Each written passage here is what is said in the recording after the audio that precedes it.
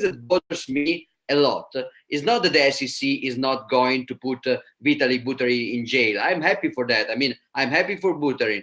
The thing that bothers me is that the reason that the SEC is not going to apply the regulatory framework that is more fit for Ethereum is based on a false technical facts. So Ethereum launched in a centralized way with the central counterparty selling Ether in exchange for Bitcoin. It was developed in a centralized way. It was continued and promoted with marketing from a centralized counterparty.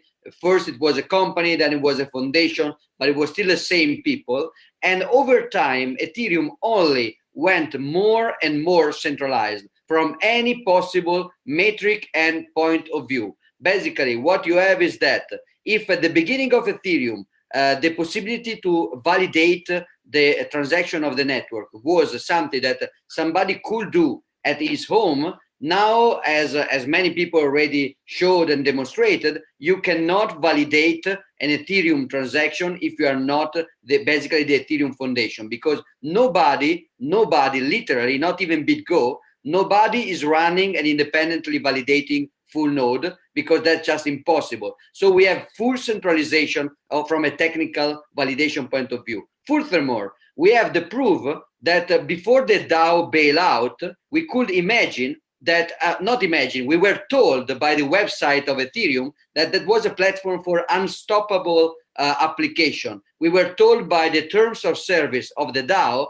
that code was low, and when somebody was coding something, that was going on in a decentralized way. Well, what happened with the DAO fuck up was Vitalik Buterin joining a chat with exchanges and asking, please, guy, can you stop trading? And when they say that somebody say yes, somebody say fuck you, but then he insisted in stopping the trading from a centralized point of view. And then he organized over several months a technical modification of the platform against part of the community of the users of the platform in order to bail out some insiders that were financially damaged by the stupid investment that they did over the DAO that featured Vitalik Buterin as an advisor. So Vitalik Buterin was advising as a good thing the DAO code. The DAO code was shit.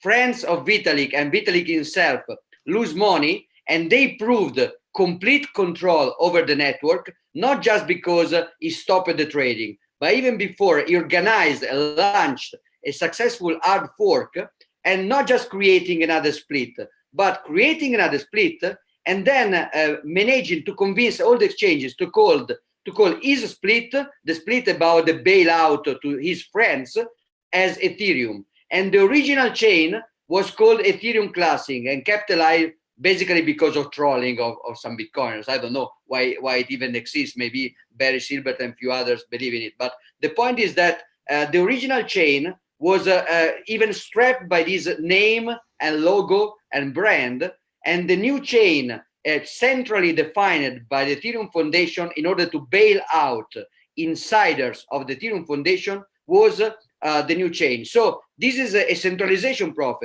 process. Furthermore, Vitalik and other people inside the Ethereum community stated several times that they are going to do that more and again. When somebody pointed out that some security flaws of proof of stake, the answer of Vitalik was, if a majority of malicious actor will try to attack this insecurity, we will just fork it off.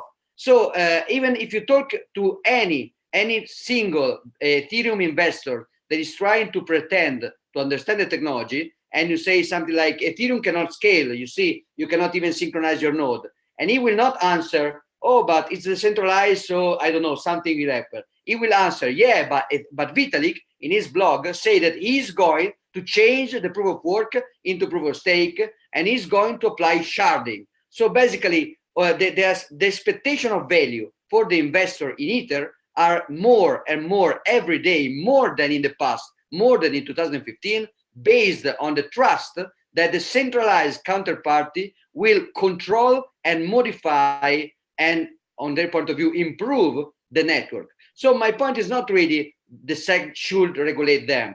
but the SEC created a huge educational emergency, because the reason they're not going to regulate that, which I'm happy, I think they shouldn't regulate anyone, but the reason is based on a technical lie that they spread, and they somehow validated in front of many people. It's like you say, Jason, that exchanges for people that is coming from the old financial world, when the exchanges will just list a coin, for the public it will be something like if they are validating the coin. Of course, it's not. They are just going to make money. But for the public, it is like they're going to validate.